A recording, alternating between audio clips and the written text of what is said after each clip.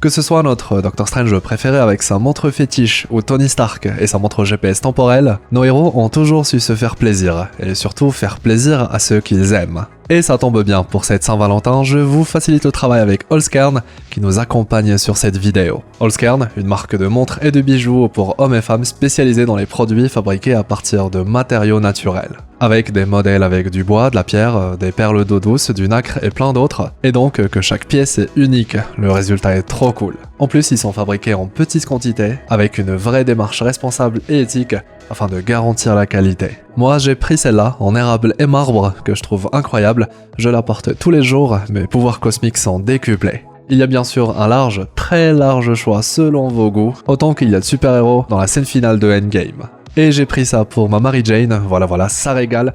Holzkern, c'est de grands pouvoirs et aussi de grandes responsabilités. Avec mon lien en description et mon code promo HEROESF, vous avez moins 15% sur tout le site. Et en plus, un sac cadeau est offert pour toute commande passée avant la Saint-Valentin. Niveau tranquillité, je vous rassure, tous les produits sont garantis 2 ans avec ce petit bout de Groot pour vous le rappeler. Bref, faites un tour sur le site, ils ont plein de belles choses, des lunettes, des bracelets. Le lien est en description et en commentaire épinglé avec le code HEROESF. Bon visionnage.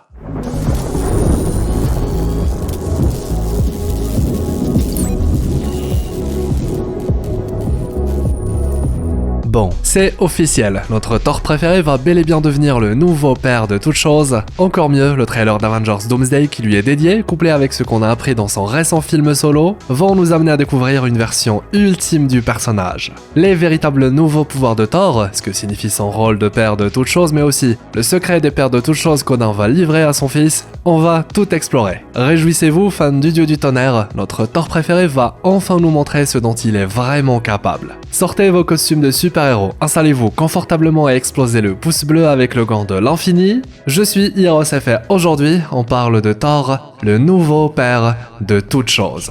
Bon visionnage.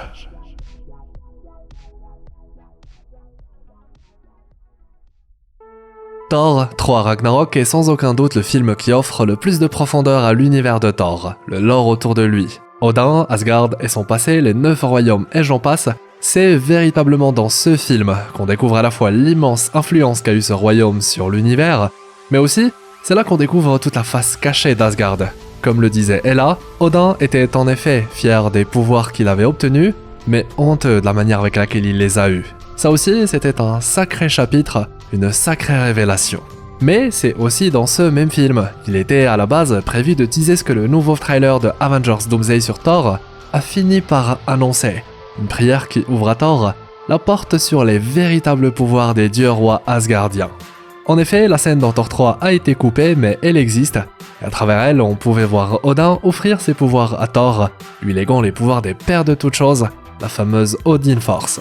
Quelques films plus tard, toujours rien si ce n'est quelques indices concernant ce pouvoir ultime, notamment dans Thor 4, et il faudra du coup attendre ce premier teaser trailer d'Avengers Doomsday sur Thor pour que l'info soit officielle. On voit alors Thor prononcer ces quelques mots, je cite « Père, toute ma vie j'ai répondu à chaque appel, celui de l'honneur, du devoir de la guerre, donne-moi la force des pères de toutes choses pour que je puisse me battre encore une fois et vaincre un nouvel ennemi. » La preuve que Thor va enfin embrasser son héritage en termes de pouvoir, mais aussi et surtout en termes de responsabilité. En effet, recevoir le pouvoir des pères de toutes choses signifie aussi qu'il en devient un lui aussi, un rôle bien plus vaste qu'un gain énorme de pouvoir cosmique. Et ça change absolument tout pour notre Thor. Là où ça devient intéressant, c'est lorsqu'on se rend compte que tout ça ne sort pas de nulle part. Le MCU nous prépare à ça depuis longtemps, et le dernier film dédié à Thor, Thor 4, nous a justement permis de voir les premières manifestations de ce pouvoir qui n'attend qu'à être libéré. Tout un build-up, une construction, qui mène au pouvoir des pères de toutes choses. Par exemple, dans Thor 4, Thor est capable du jour au lendemain de poser des runes sur des artefacts, des runes magiques, comme l'avait fait son père Odin dans le tout premier film Thor. Aussi, la couleur des pouvoirs de Thor, habituellement bleue, s'intensifie parfois durant le film, jusqu'à devenir dorée, comme le code couleur des pouvoirs d'Odin. Curieux ça, non? Il canalise sa puissance et d'un coup, sa couleur change. Ensuite, durant ce même film, Thor arrive presque instinctivement à transférer ses pouvoirs à d'autres personnes. C'est de cette manière qu'il a créé toute une armée redoutable durant la scène finale du combat du film, là aussi de la même manière qu'Odin le faisait. Odin avait même permis à Mjolnir de donner les pouvoirs de Thor à quiconque arrive à porter le marteau, à quiconque en est digne. Enfin, même le code visuel des pouvoirs de Thor arrive parfois à nous surprendre, présentant des symboles comme celui de l'Yggdrasil, l'arbre-monde qui permet aux 9 royaumes protégés par Odin d'être connectés. Bref, plusieurs manifestations d'un pouvoir inconnu, différent de celui originel de Thor, comme s'il était question d'autre chose.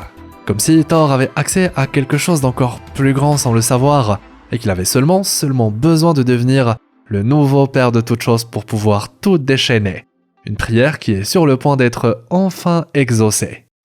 Sans surprise, le code couleur, le symbolisme et même la nature de ces fameux pouvoirs, c'est en réalité une émanation de la Odin Force, qui avant fut appelée la Bor Force, celle du père d'Odin, et encore avant celle du père de Bor, le pouvoir sacré des dieux rois asgardiens, le pouvoir des pères de toutes choses, dont Thor parle dans le trailer de Doomsday. Du coup, pour en savoir beaucoup plus, jetons un petit coup d'œil aux comics Marvel, et on découvre très vite que ce pouvoir est avant tout un héritage, un pouvoir qui devient de plus en plus puissant à travers les générations des dieux rois asgardiens. En effet, avec ce pouvoir, on ne parle pas juste de force brute ou de magie lambda, c'est une énergie mystique primordiale que Odin a héritée, amplifiée et façonnée au fil de siècles d'existence, au point d'en faire le pilier de sa puissance divine. La Odin Force agit ainsi comme une sorte de réserve d'énergie cosmique, qui plus est polyvalente, capable de détruire mais aussi de créer. La téléportation d'Odin et plein d'autres facettes, tout découle de ce pouvoir. Par contre, ce qu'on découvre aussi dans les comics, c'est que ce pouvoir a un incroyable prix. Il doit parfois être régénéré par un état spécial, appelé le sommeil d'Odin. Et qu'est-ce qu'on retrouve dans le MCU dès le début via les films Thor? Ce fameux sommeil d'Odin. La preuve irréfutable que la Odin Force existe dans le MCU, et est à la base des pouvoirs d'Odin, et même ce dont Asgard est capable de faire. Comme par exemple le fameux pouvoir du Bifrost, qui permet de se téléporter partout dans l'univers. Là aussi, ça vient de cette Odin Force. D'ailleurs, même lorsque le Bifrost sous forme physique est détruit, eh bien, il suffit à Heimdall de faire une prière à Odin pour réactiver le pouvoir comme si de rien n'était. Ah, je vous ai dit, le MCU nous prépare à ça depuis très longtemps, et pas juste concernant le fait que Thor va lui aussi hériter de ce pouvoir. Enfin, dans les comics, on comprend surtout et avant tout que ce pouvoir n'est pas une énergie qui dépend seulement de son utilisateur. En effet, même mort, ce pouvoir continue d'exister et peut être hérité. Un pouvoir qui dépend du titre, de la lignée et du rôle de dirigeant d'Asgard. C'est pour cela que je disais que la prière de Thor, pour recevoir le pouvoir des pères de toutes choses, c'était aussi une manière de nous expliquer que Thor va devoir endosser ce rôle, redevenir donc le vrai roi d'Asgard, de nouveau être responsable des 9 royaumes de l'arbre-monde, mais aussi et surtout il va arborer le titre de père de toutes choses, un rôle extrêmement important dans la hiérarchie cosmique de l'univers. Odin, par ce titre et ce statut, était même lié à des entités cosmiques primordiales, et son pouvoir pouvait même ouvrir la porte vers éternité. Un autre chapitre qu'on a exploré toujours dans Thor 4, et qui démontre à quel point son nouveau rôle va être impactant à travers le MCU. Un sacré titre pour de sacrés pouvoirs, cette énergie des pères de toutes choses. Nous sommes donc face à un pouvoir mystérieux qui en réalité concerne la famille royale d'Asgard dans sa globalité, et depuis l'aube des temps. Un pouvoir qui s'hérite et qui devient même de plus en plus puissant à chaque transmission, offrant les pouvoirs du prédécesseur à la nouvelle génération.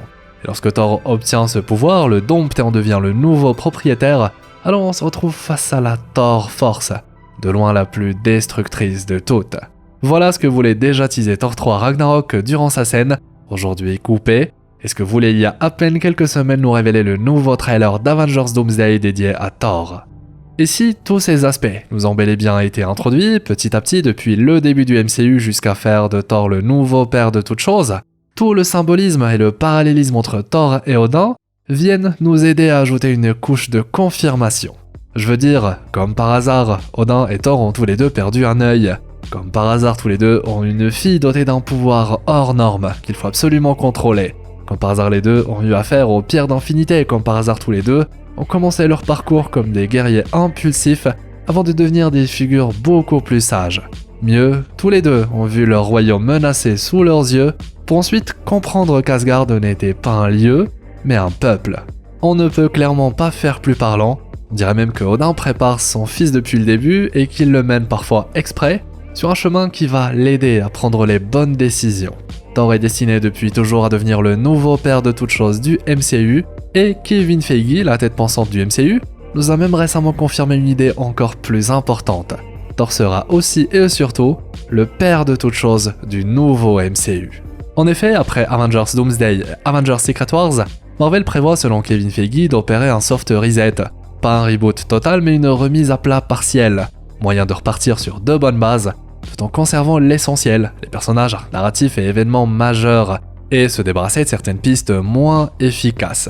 Ainsi certains héros termineront leur cycle, de nouvelles têtes feront leur apparition, mais, et c'est ce qui nous intéresse, Thor, notre Thor préféré, ne fait pas partie de ceux qui vont disparaître.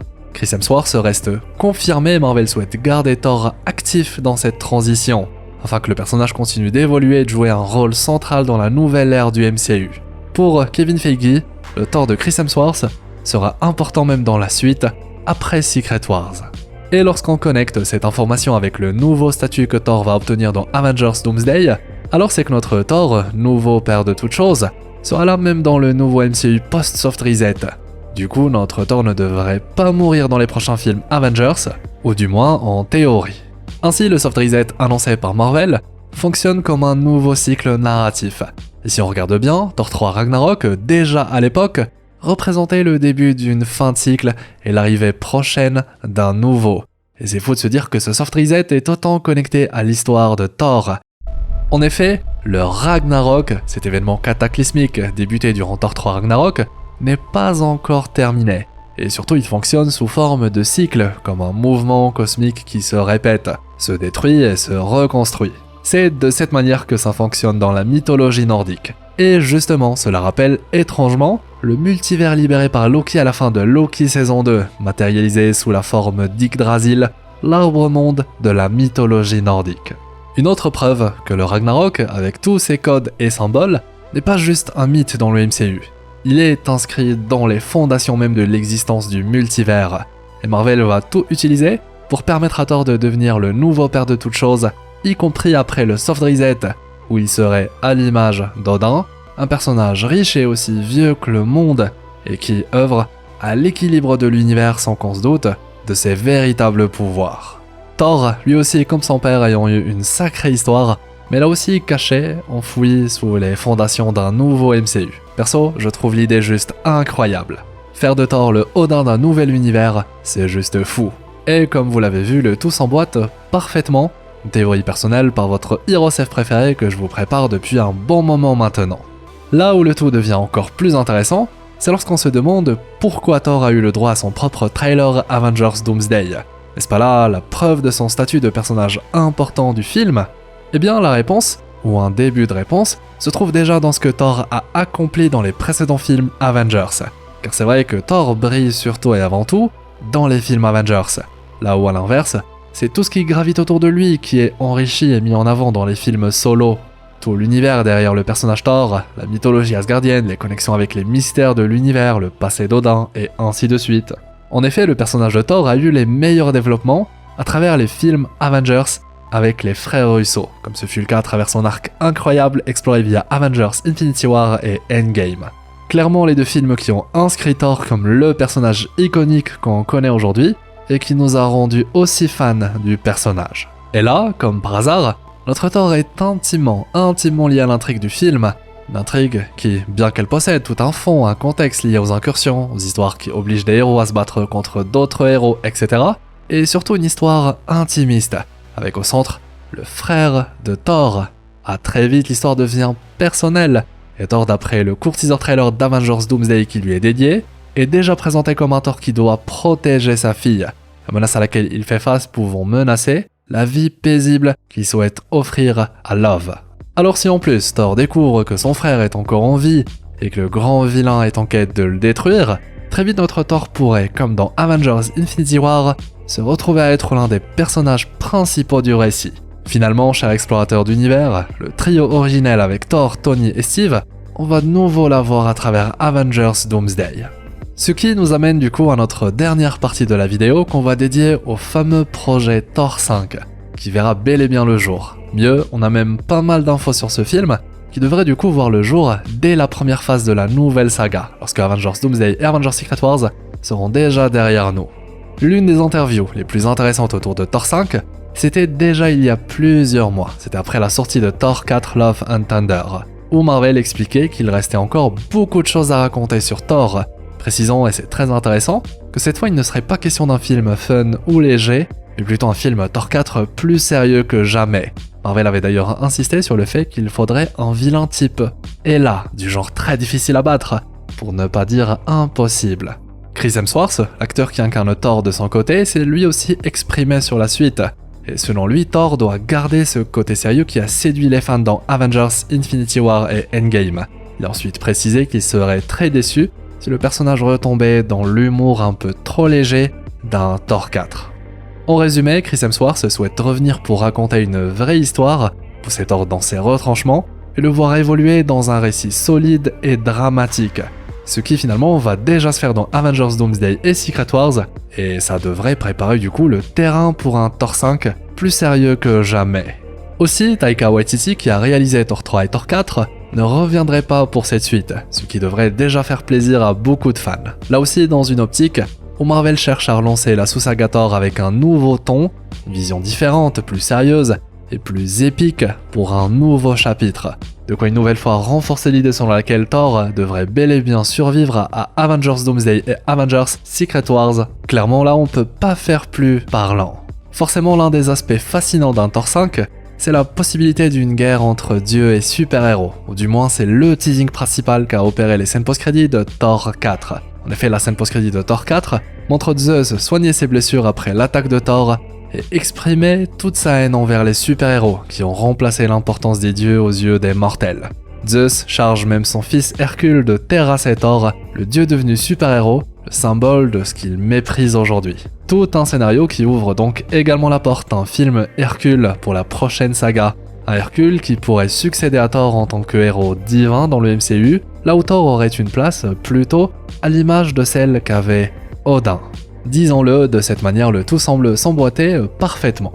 Le rôle de Thor en tant que père de Love est aussi un autre point crucial. Love, né d'éternité, pourrait ainsi devenir le centre de l'intrigue, après certaines découvertes dans les prochains films Avengers.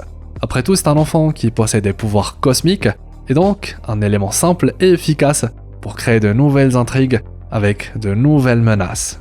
Enfin, et c'est également une idée que j'ai amorcée dans notre dernière exploration sur la chaîne, dédiée aux intrigues oubliées de Marvel, une vidéo à ne surtout pas rater, mais Thor pourrait également être lié aux Éternels et au jugement d'Arishem. Le planétaire protégé par le gardien des 9 royaumes pourrait nécessiter l'intervention de Thor pour résoudre les conséquences du jugement d'Arishem, rappelant le lien historique entre les rois dieux d'Asgard et les entités cosmiques qui peuplent l'univers. Perso, je trouve la piste très intéressante à creuser. Petite parenthèse, avant de terminer, la deuxième scène post-crédit de Thor 4 montre l'accès au Valhalla et la possibilité pour Thor de mobiliser toute une armée d'immortels Vikings. Imaginez ce que cela pourrait changer dans la guerre multiverselle prévue. Imaginez un Doomsday ou un Secret Wars avec une telle armée avec à sa tête notre Thor préféré. Une armée qui pourrait clairement jouer un rôle décisif avec un Thor qui serait en plus au sommet de sa puissance, préparé pour les conflits à grande échelle. En effet, on sait que les dimensions de l'au-delà sont accessibles, et on peut même revenir de ces dimensions. Donc voilà qui sait, notre Thor pourrait bien à l'avenir devenir une sorte de pont entre notre monde et le Valhalla, dimension d'au-delà de la mythologie nordique. Mais du coup, une question subsiste. Pourquoi et Gamora ? Bon, plus sérieusement, vous pensez que Thor va réagir comment quand il va découvrir que Loki est toujours vivant ? Ah perso, j'ai tellement hâte de suivre les nouvelles aventures de notre petit Thor préféré. Une chose est sûre, le futur de Thor promet d'être très intéressant comme on l'a vu. Une vidéo entre analyse et théorie par votre HeroSef préféré qui j'espère vous aura plu. Si vous êtes resté jusqu'au bout, vous êtes vraiment des explorateurs d'exception. Écrivez Thor le GOAT dans les commentaires, histoire qu'on se reconnaisse entre nous. Bien sûr, hâte d'avoir vos retours sur tout ça et c'est très important. En plus, le petit commentaire est de référencement de la vidéo. Un grand merci. Je vais aussi essayer de choisir un commentaire dans les réponses pour y répondre en vidéo dans la prochaine exploration. Donc n'hésitez pas à poser des petites questions sur Marvel, je pourrais même y répondre avec un petit audio en commentaire, vu que l'option est maintenant disponible. Je compte sur vous pour le pouce en l'air, le fameux pouce bleu avec le gant de l'infini. Ça récompense le travail fourni et aide la vidéo à explorer le multivers. Un grand merci. Aussi, rejoignez l'aventure, abonnez-vous. Objectif 350 000 explorateurs d'univers. Vous trouverez en description, commentaire épinglé ou via le QR code, le lien pour profiter de 15% de réduction sur tout le site Allscairn avec le code HEROESF, à ne surtout pas rater, en plus, ça soutient la chaîne. Voilà, par ici une belle vidéo sur les intrigues oubliées de Marvel à ne surtout pas rater. Une belle journée, une agréable soirée, c'était HEROESF, votre explorateur d'univers préféré, pour vous servir.